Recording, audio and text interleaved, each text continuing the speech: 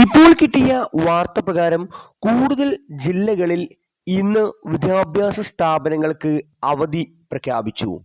വിശദമായ വീഡിയോയിലേക്ക് കിടക്കുന്നതിന് മുമ്പ് ഈ വീഡിയോ ആദ്യം ഒന്ന് ലൈക്ക് ചെയ്ത് കാണാൻ ശ്രദ്ധിക്കുക.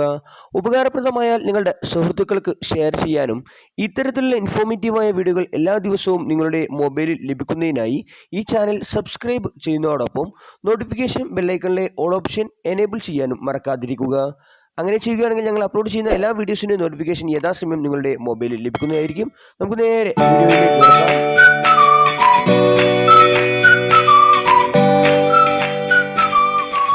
കനത്ത മഴയെ തുടർന്ന് വെള്ളി അഥവാ ഇന്ന് അവധി പ്രഖ്യാപിച്ചു. കണ്ണൂർ, വയനാട്, പാലക്കാട് ജില്ലകളിലെ എല്ലാ വിദ്യാഭ്യാസ സ്ഥാപനങ്ങൾക്കും അവധിയാണ്.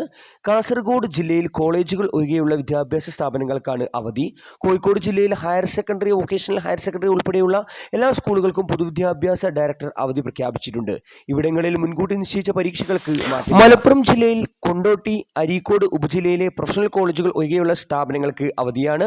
ഇടുക്കിയിൽ ദേവികുളം താലൂക്കിലെയും ചിന്നക്കനാൽ പഞ്ചായത്തിലെയും പ്രൊഫഷണൽ കോളേജ് ഉൾപ്പെടെയുള്ള വിദ്യാഭ്യാസ സ്ഥാപനങ്ങൾക്ക് അവധിയാണ്. കൂടുതൽ അവധി വാർത്തകൾക്കായി ഈ ചാനൽ സബ്സ്ക്രൈബ് ചെയ്യുക. പിന്നീട് കമന്റ് പരിശോധിക്കുക. Thanks for watching.